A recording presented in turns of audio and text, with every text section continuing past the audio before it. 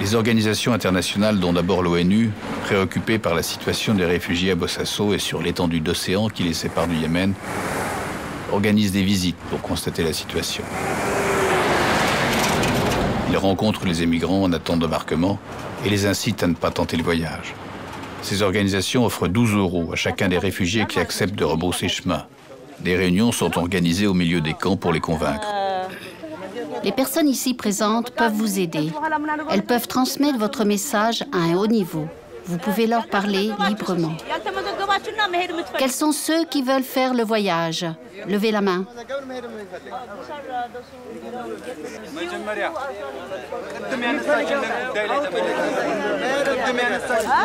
Mais on veut tous partir.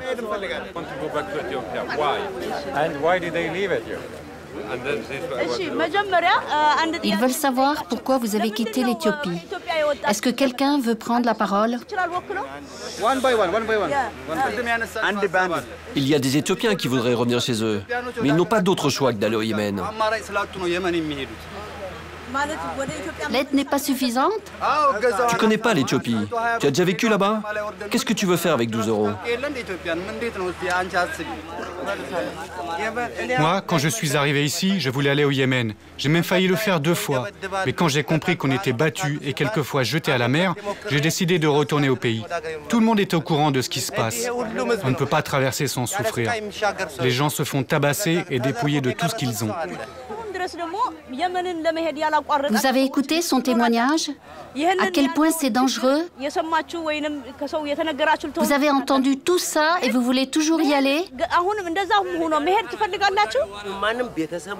On aime tous notre pays, on aime tous notre famille. Mais on n'a pas le choix. On a tous vu nos frères, nos sœurs mourir en mer. Mais malgré ça, on veut traverser.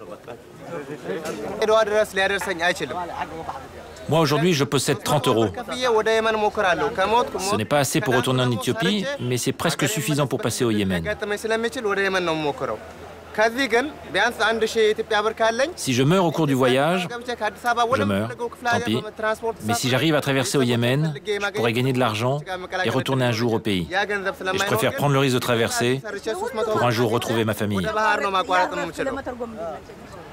L'ONU, en l'occurrence les responsables du Haut Commissariat aux réfugiés, savent donc ce qui se passe ici. Pour l'instant, d'un point de vue purement humanitaire, nous pouvons aider les personnes qui sont bloquées ici à retourner en Éthiopie ou à retourner dans leur région d'origine. Ça, c'est la première action que nous pouvons faire. Mais d'un autre côté, nous engageons les autorités de Puntland, donc du nord de la Somalie, à engager un dialogue avec les pays voisins, donc l'Éthiopie et le Yémen, pour ensemble trouver un problème, une solution à ce problème d'immigration économique. Comment savez-vous qu'il y a effectivement des dizaines de morts? Alors, nous avons eu de nombreux témoignages d'illégaux qui ont traversé de Bosaso sur le Yémen, qui nous ont raconté l'histoire lorsque des bateaux étaient surpeuplés, le propriétaire du bateau décidant soudainement de dégager 10, 20 ou 30 personnes et les renvoyant dans la mer. Donc en l'espace de moins d'une année, nous avons répertorié à travers des témoignages environ 1700 morts. J'ai enfin un contact avec les passeurs. Je l'ai obtenu grâce au mari de Leila, mon amie tunisienne. Après plusieurs jours d'attente, ils sont venus me chercher à l'hôtel et m'ont conduit dans une sorte de cour fermée, cachée des regards à la périphérie de la ville. Je leur ai remis 400 $ et leur ai promis de leur en verser 400 autres si j'arrivais vivant au Yémen. Je suis resté à leur disposition pendant près de 24 heures, nourri ou surveillé par cette femme qui demeurait là dans sa baraque improbable, surchauffée par un soleil du diable.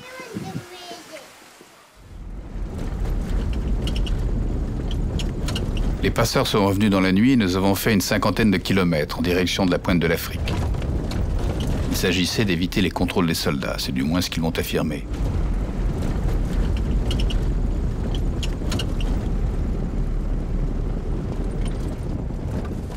Au matin, ils m'ont déposé près de cette sorte de caverne qui dominait la mer. Une dizaine de personnes, surtout des Somaliens, attendaient là. Ce n'étaient pas des immigrants, mais des commerçants qui espéraient faire des affaires avec les hommes et les femmes qui, en ce moment même, se cachaient dans la montagne avant d'embarquer sur les bateaux des passeurs à la nuit tombée.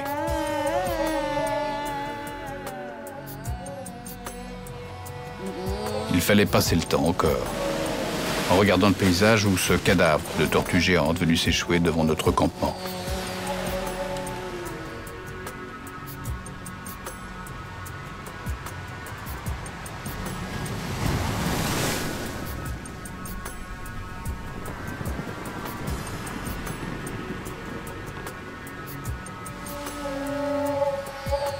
Tous mangeaient ou broutaient, selon le terme consacré, le khat, une plante euphorisante consommée par les habitants de cette partie du monde.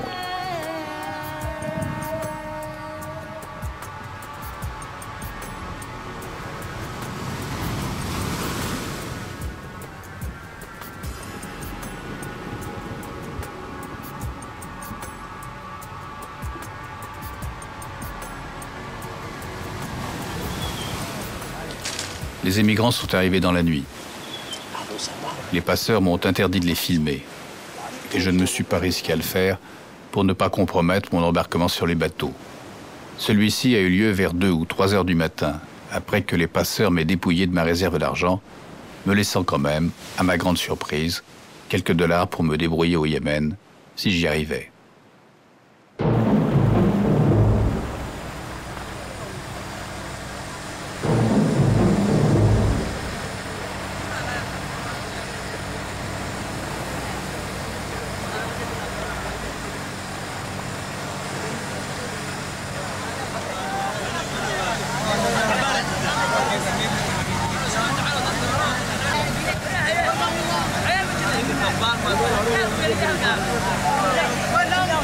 La voilà donc, cette vision incroyable que le monde se refuse à connaître.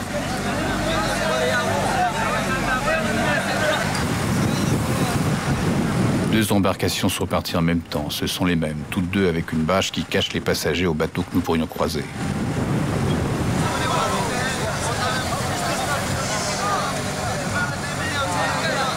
Nous sommes 128 à bord d'un bateau d'un peu moins de 10 mètres. Il y a des gens dans la cale près du moteur ou sous le triangle avant d'où je filme, et cela étouffe.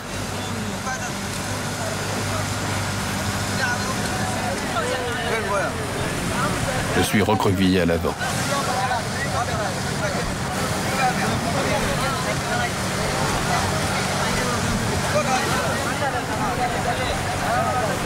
Au début du voyage, les passeurs m'interdisent de sortir ma caméra, puis ils changeront d'avis et m'autoriseront 3 fois à prendre quelques images. Ils m'ont fait comprendre qu'ils me jetteraient à l'eau si je dirigeais l'objectif dans leur direction. Il me sera impossible de les filmer pendant qu'ils battent les passagers, ce qu'ils vont faire pendant des heures.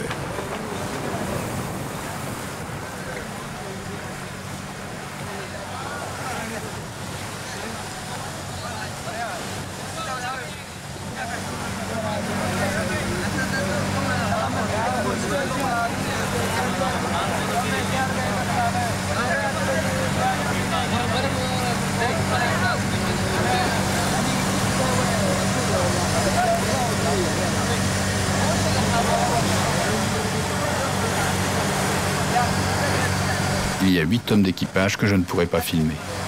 S'ils sont pris, ils risquent au Yémen 15 années de prison et la mort si un passager décède pendant le voyage, ce qui est presque toujours le cas.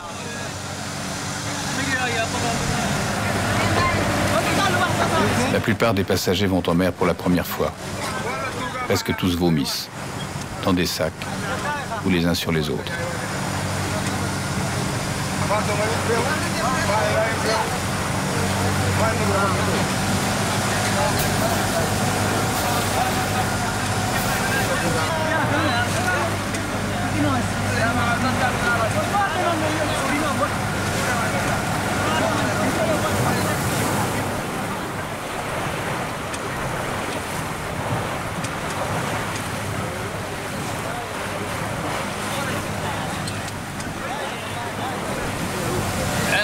Hello.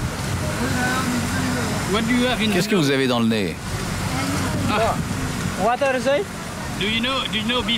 Vous saviez que ça allait se passer comme ça? Yes. Ouais. Before I travel, what? This sort of travel? Yes. You know before it was in this condition? Condition is like too bad. Les conditions, elles sont mauvaises. Yemen. You're not suffering? Et vous souffrez beaucoup? Yes. Oui. Yes. What is Qu'est-ce qui est le plus difficile? No. Yes.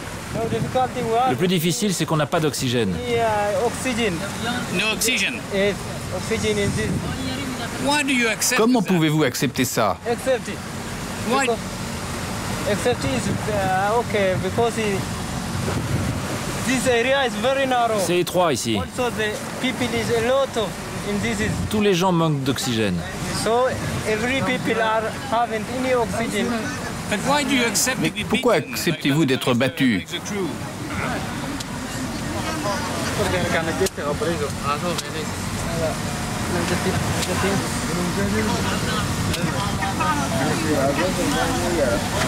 Okay? Why do you accept to be beaten? Accept it. Yes. Accept for us. On accepte Yes, quoi? you accept to receive Accepter de recevoir des coups de la part de l'équipage, by the crew Okay. with the belts. Okay. If you avec les ceintures. talk with every Je vous dirai ça plus tard, don't love me no time. quand on sera arrivé. After we travel, I will told you. Okay, will tell me. Thank you. Thank you very much. Because I offered them. Si je parle maintenant, ils vont me tuer. Me. Okay.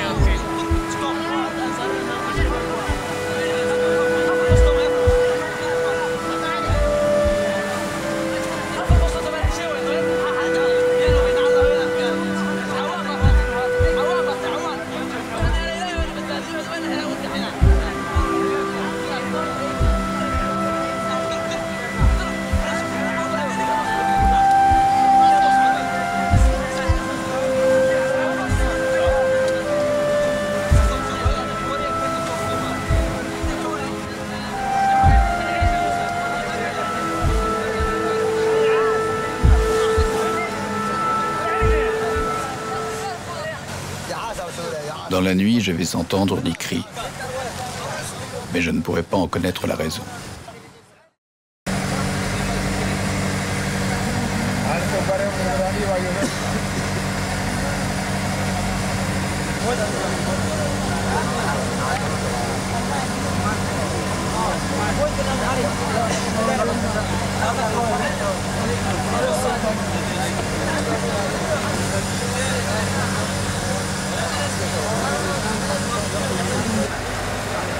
Deuxième jour de voyage.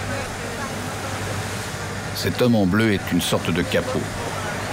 C'est un passager qui a été chargé par les passeurs de frapper ses camarades.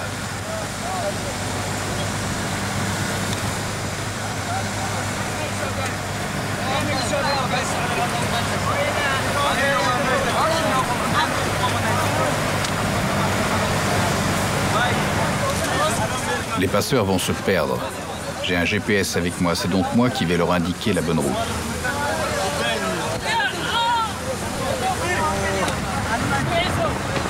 Au début, ils étaient relativement conciliants. Maintenant, ils m'obligent à rester assis, à ne plus bouger.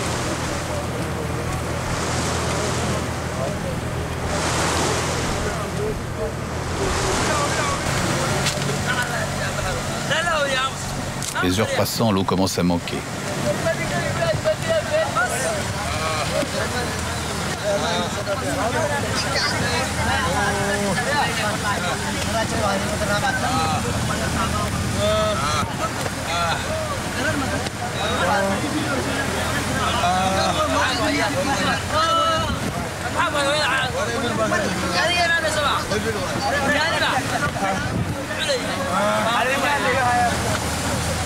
J'ai pu filmer les femmes tassées à l'arrière, sous le barreur. Par chance, il n'y a pas d'enfants. J'apprendrai plus tard qu'il y en a dans l'embarcation qui navigue avec nous.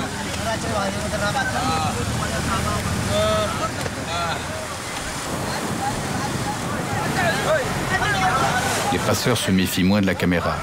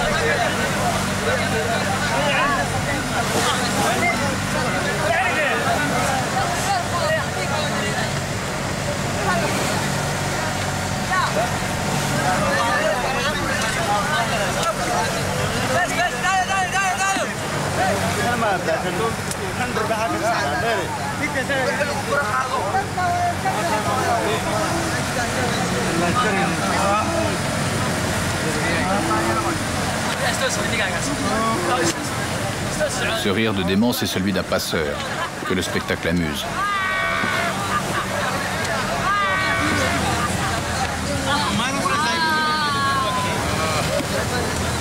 J'éprouve un profond sentiment d'écœurement et de dégoût.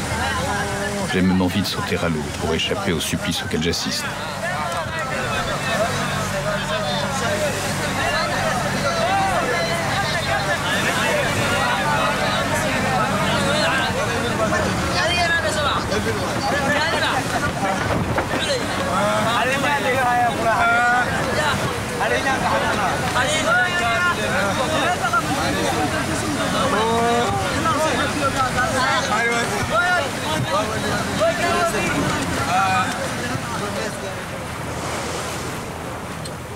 Cette nuit, tout près des côtes, les passeurs vont brutalement nous obliger à sauter à l'eau.